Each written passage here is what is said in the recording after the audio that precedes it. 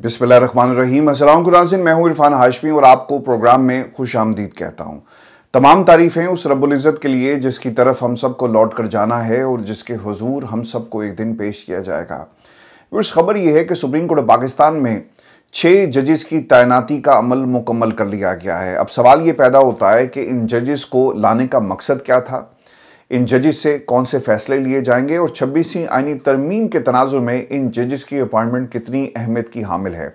और दूसरी तरफ पाकिस्तान के वकला आपको सड़कों पर नजर आ रहे हैं और वो क्या मुतालबा कर रहे हैं। इन तमाम सवालों का जवाब मैं आपके सामने रखूंगा, लेकिन उससे पहले मैं आपको ये बता दूं कि वो जजेस जिन्हें सुप्रीम कोर्ट पाकिस्तान लाया गया है इनमें कौन कौन शामिल है। आमिर फारूक साहब जी, इस्लामाबाद हाई कोर्ट से इनकी तैनाती सुप्रीम कोर्ट पाकिस्तान में की गई। आमिर फारूक साहब की अगर आप हिस्ट्री उठाकर देखें तो आपको पता लगेगा कि पिछले 1.5 बरस से इमरान खान के जितने भी केसेस इस्लामाबाद हाई कोर्ट में गए, चाहे वो रिलीफ का मामला हो, चाहे वो आइन और कानून की बात हो या फिर बरियत की दरखास्तें हों, उसमें आमिर फारूक साहब ने रुकावटें खड़ी की। और ऑब्वियसली ये तय था कि आमिर फारूक को एलिवेट किया जाएगा सुप्रीम कोर्ट पाकिस्तान में, लेकिन कब किया जाएगा इंतजार हो रहा था कि जब 26वीं आईनी तरमीम होगी तो आमिर फारूक साहब को हम सुप्रीम कोर्ट पाकिस्तान लेकर जाएंगे। और इस महाज को इन्होंने उस वक्त तक खाली नहीं छोड़ना था जब तक इस महाज के ऊपर इनके कबीले से ताल्लुक रखने वाले मजीद जजेस नहीं आ जाते। और आपने देख लिया कि लाहौर हाई कोर्ट से और बाकी कोर्ट से कुछ जजेस को इस्लामाबाद हाई कोर्ट में तैनात किया गया। तो आमिर फारूक साहब की खिदमात के सिले में अब इस महाज पर कोई और जज बैठेगा और इन्हें सुप्रीम कोर्ट पाकिस्तान या अफरीदी साहब जो हैं वो लेकर चले गए हैं। दूसरे जी शफी सदीकी हैं और सलाहुद्दीन हैं पनहोर, जिन्हें सिंध हाई कोर्ट से लाया जा रहा है। जब आप इत्तेहादी होते हैं ना तो फिर सुप्रीम कोर्ट में अगर कोई अपॉइंटमेंट होनी है तो इत्तेहादियों ने भी कहा होगा ना कि सर साढ़े भी 2 जजेस जड़े ने, आप उन्हें प्रमोट करें, इस्लामाबाद की अदालत में लगाएं या सुप्रीम कोर्ट लेकर जाएं।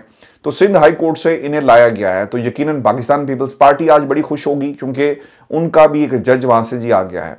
फिर पेशावर से कुछ जजेस हैं, इश्तियाक इब्राहिम है और शकील खान, इन्हें पेशावर हाई कोर्ट से सुप्रीम कोर्ट पाकिस्तान ले जाया गया। इसके साथ साथ ही हाशिम काकड़ हैं जिन्हें बलोचिस्तान हाई कोर्ट से सुप्रीम कोर्ट का जज बनाया गया। अब इसमें एक इंतहाई अहम अपॉइंटमेंट जस्टिस मियां गुल हसन औरंगजेब साहब की भी है और खबर के मुताबिक इन्हें 1 साल के लिए कायम मकाम जज सुप्रीम कोर्ट पाकिस्तान तैनात कर दिया गया।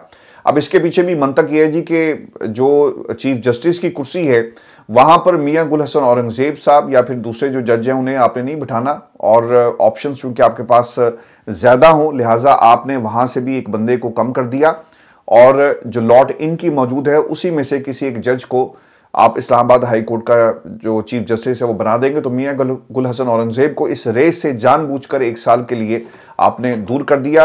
और खबर के मुताबिक जुडिशल कमीशन ने आर्टिकल 181 के तहत जस्टिस मियां गुल हसन को कायम मकाम जज सुप्रीम कोर्ट लगाया। जस्टिस याया अफरीदी ने जस्टिस गुल हसन का नाम कायम मकाम जज सुप्रीम कोर्ट के लिए दिया था। अब देखें जी, बताया जाता है कि ये हुकूमत के कहने पर सब कुछ हुआ। इससे पहले जस्टिस गुल हसन औरंगजेब जो हैं वो फैसले दे चुके हैं इमरान खान के हवाले से। और ये जो केस था तोशा खाना का, इस केस को मुकम्मल तौर पर उड़ाने में जस्टिस मियां गुल हसन का बुनियादी किरदार था और उन्होंने इस केस को कहा जाए ना कि मुकम्मल तहस नहस करके रख दिया और उनकी उम्मीदों पर पानी फेर दिया। तो ये बिल्कुल भी गलत नहीं होगा। तो फिर उनकी इस कारकर्दगी की बुनियाद पर भी उन्हें आपने इस रेस से आउट किया। इस्लामाबाद हाई कोर्ट में आने वाले दिनों के अंदर चूंकि केसेस लगेंगे तो उन्होंने कहा जी कि मियां गुल हसन औरंगजेब साहब जब इस अदालत में नहीं होंगे तो फिर ये चांस ही खत्म हो जाता है। तो लिहाजा उन्होंने मियां गुल हसन औरंगजेब को 1 साल के लिए कायम मकाम जज सुप्रीम कोर्ट पाकिस्तान जी वो लगा दिया है। दूसरी चीज़ ये भी याद रखिएगा कि अब इस्लामाबाद हाई कोर्ट जी खाली हो गई है और देखना ये होगा कि जस्टिस मियां गुल हसन औरंगजेब ऊपर चले गए और बाकी जो जजेस जो इस वक्त सबसे सीनियर जजेस हैं उनमें से किसको आप हाई कोर्ट का चीफ जस्टिस बनाते हैं। और ये भी देखना होगा जब से 26वीं आईनी तरमीम हुई तो उसमें टॉप 3 जजेस में से किसी एक को आप जो है वो सिलेक्ट कर सकते हैं और चीफ जस्टिस बना सकते हैं। तो वहाँ जब तक मामला, चूँकि वकील आज पाकिस्तान की तमाम जो शाहराएँ थी वहाँ पर हमें एहतजाज करते हुए नजर आए और ये एहतजाज सिंध के अंदर भी हुआ, पंजाब में भी हुआ, बलूचिस्तान में भी हुआ और ख़ास तौर पे रेड जोन के अंदर भी वकला की एक बड़ी तादाद पहुंची है। फिर ख्याल ये किया जा रहा था कि जितने भी वकील हैं इनको रोका जाएगा, और लाठीचार्ज किया जाएगा, लेकिन रुकावटें खड़ी करके वकला को पीछे धकेला गया और रेड जोन जो है वो मैदान जंग बना रहा। बहुत सारे ऐसे वाकयात भी रिपोर्ट हो रहे हैं जहां पर पुलिस और वकला के दरमियान हाथापाई हुई है। सवाल सिर्फ एक ही था ना कि हमें एहतजाज करने दो, लेकिन एहतजाज सिर्फ इस मुल्क के अंदर पाकिस्तान की इस्टेब्लिशमेंट के जो मंजूर नज़र लोग हैं उन्हें आप मौका देते हैं। फजल रहमान साहब अगर आज एहतजाज की कॉल दें तो शायद हुकूमत उनके रास्ते में रुकावट खड़ी नहीं करेगी, और इवन अगर वो चाहें तो इस्लामाबाद की सबसे बड़ी अदालत के सामने भी आपको इजाज़त होगी कि आप दीवारें फैलाएंगे, आप अंदर आएँ, आप दरवाजे तोड़ें और आपसे कोई सवाल नहीं किया जाएगा, बल्कि रियासत आपको फैसिलिटेट करती है। और अगर आप हामिद खान और अली अहमद कुर्द की गुफ्तगू सुने तो आपको आने वाले दिनों की खबर भी मिल जाएगी। पाकिस्तान में 2007 की वकला तहरीक के हवाले से एक दावा किया जाता है और लोग आपको ये तनकीद करते हुए नजर आएंगे कि जनाब उस वक्त तो ISI की मदद आपको हासिल थी, इसलिए वकला तहरीक कामयाब होगी। जब ये सवाल एतजाज हसन से किया गया तो उन्होंने खुद ये कहा कि आप हमारी जद्दोजहद को बेतौकीर मत करें, वकला की शहादतें हैं और उन्होंने उस तहरीक को अपने खून से चलाया, तो ये कैसे मुमकिन है? मुझे तो कोई फ़ोन नहीं आया और कहा गया हो कि जनाब देखें हम आपके साथ खड़े हैं और आप आगे बढ़ते जाएं और इंशाल्लाह आपको आपकी मंजिल जो है वो ज़रूर मिलेगी। इस किस्म का भी फ़ोन नहीं किया गया।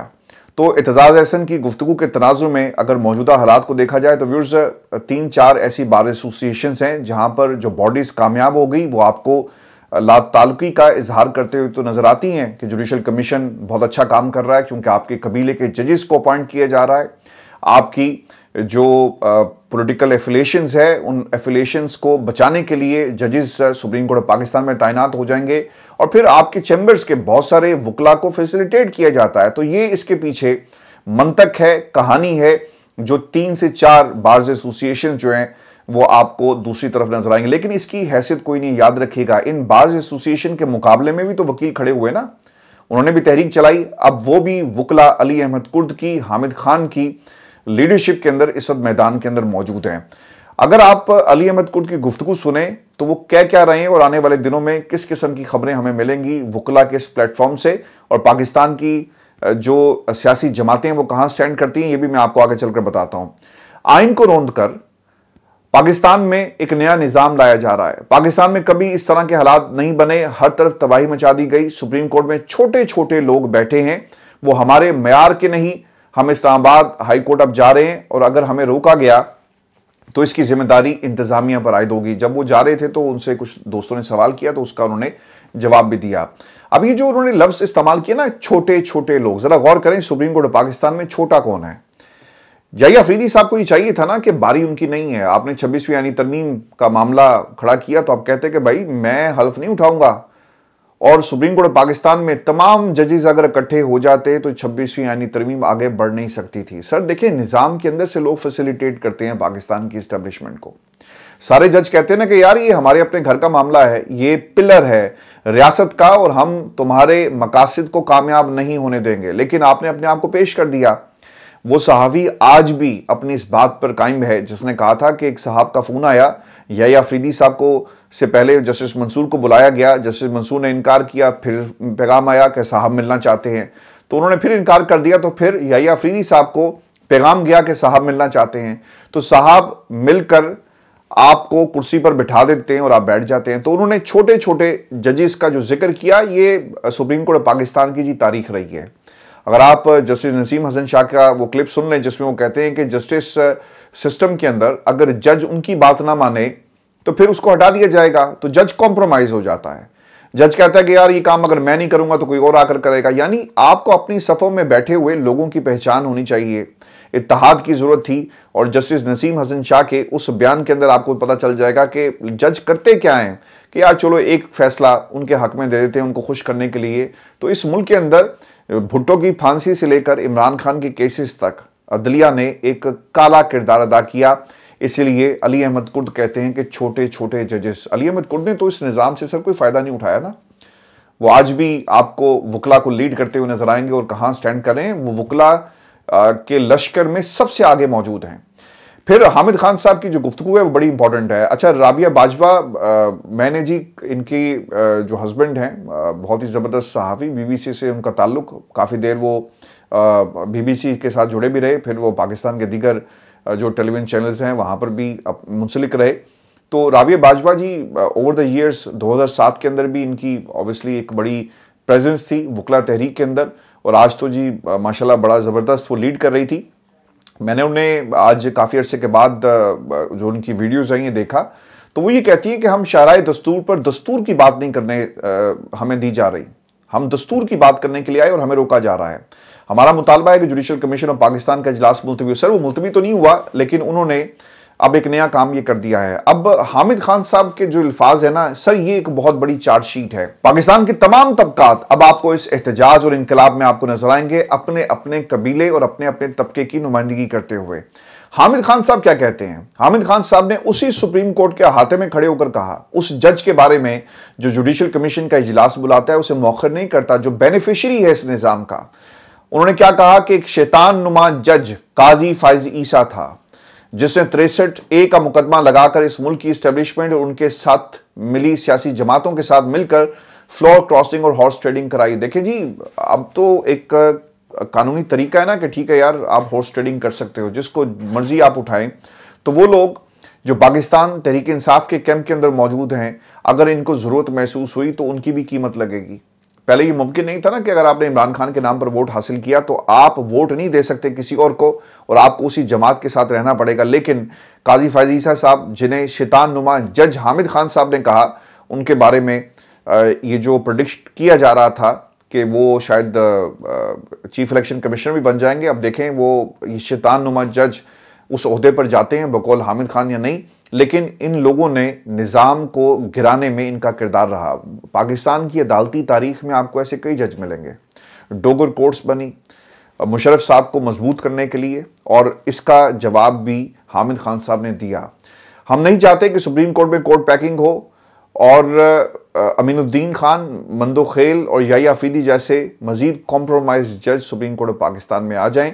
एक बेशरम चीफ जस्टिस याया अफरीदी ने अपने, अच्छा इन्होंने याया अफरीदी का नाम नहीं लिया, लेकिन उन्होंने कहा कि एक बेशरम चीफ जस्टिस ने अपने 2 सीनियर जजेस के खत के बावजूद भी जुडिशल कमीशन इजलास मुलतवी नहीं किया। तो सर वहां पे चीफ जस्टिस तो एक ही है, वो किसे बेशरम कह रहे थे? भूल जाएं कि आप डोगर कोर्ट बना सकते हैं, ज्यादा अरसा ही सब कुछ नहीं चल सकता। एहतजाज एक दिन का नहीं बल्कि ये मुसलसल एहतजाज जो है वो जारी रहेगा। वकला को आज तक नहीं रोका गया। हमारे वकला 4 जगह एहतजाज कर रहे हैं, कराची, लाहौर में और फिर बाकी जगहों के ऊपर भी एहतजाज हुआ जी। और फिर इंटरेस्टिंग बात इसमें क्या रही कि सुप्रीम कोर्ट ऑफ पाकिस्तान के जी आज दरवाजे बंद कर दिए गए। याया अफरीदी साहब का जी हुक्म था कि जो भी 26वीं आईनी तरमीम के खिलाफ एहतजाज कर रहे हैं इनको जी एहतजाज अपना दूर लेकर जाए। और फिर देखिए रियासत कैसे फैसिलिटेट करती है। उनको मालूम है ना कि 26वीं आईनी तरमीम के हम बेनिफिशरी हैं, तो हमने जजेस को फैसिलिटेट करना है और वकला को रोकना है। फारूक नाइक साहब के लिए जी ताला खोल कर उनको अंदर जाने की इजाज़त दी गई। तो ये एक अदालत जो सबसे बड़ी अदालत है पाकिस्तान की, ये निज़ाम को फैसिलिटेट कैसी कर रही है, आज हमने इसका पूरा मंजरनामा जो है वो इस्लामाबाद की सड़कों पर देखा। अब ये जुडिशल कमीशन के इजलास के अंदर हुआ क्या, ये कुछ चीज़ें भी मैं आपके साथ शेयर कर देता हूँ।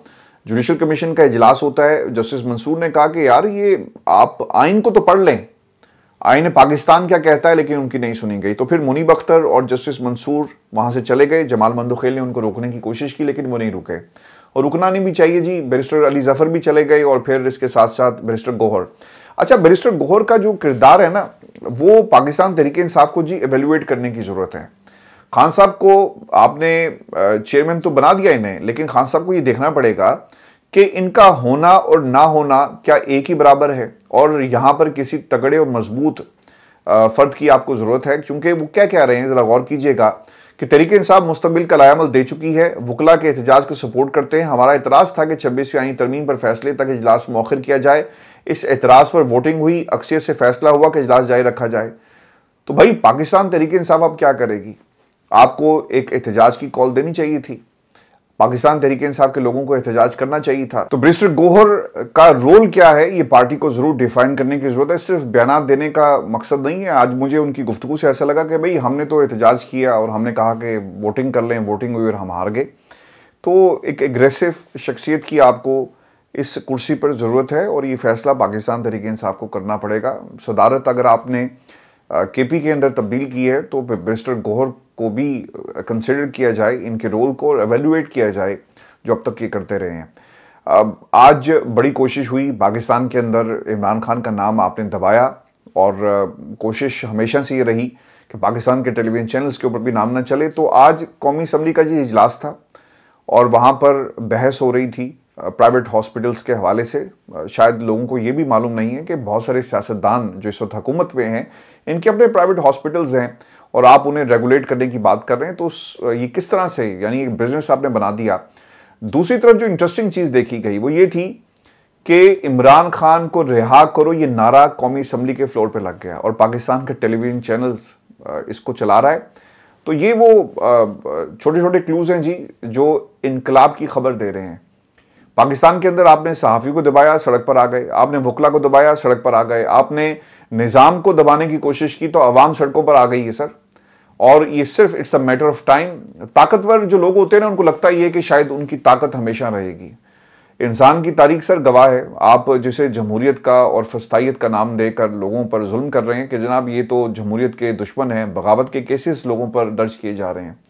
मैं तो हैरान रह गया कि वो एक इनका MP है जी, उसके घर में वो दाखिल होते हैं, वो नहीं मिलता, उसके बच्चों को उठाया और बगावत के मुकदमात आपने दर्ज कर लिए। तो ये पाकिस्तान के अंदर आप कब तक ये ऐसा कर सकते हैं? असली मुनसिफ अगर आ गए तो फिर आपका ये निज़ाम टिक नहीं पाएगा। और वकला तहरीक जो है, ऑब्वियसली उसे सपोर्ट करना मेरा ख्याल है कि हर पाकिस्तानी को इसकी ज़रूरत नहीं बल्कि फ़र्ज़ होना चाहिए और पाकिस्तान तहरीक इंसाफ को इस हवाले से अपना लायामल भी देना चाहिए। ये आज की हमारी मुख्तसर सी वीडियो थी व्यूअर्स। अगली वीडियो में आपसे जल्द मुलाकात होगी। और खान साहब ने जेल से जस्टिस याहिया अफरीदी के लिए क्या पैगाम भेजा है और आने वाले दिनों में क्या इमरान खान आर्मी चीफ को एक और ख़त लिख रहे हैं, इस पर भी तफसील से बात होगी। इजाज़त दीजिए, अल्लाह ने के बाद।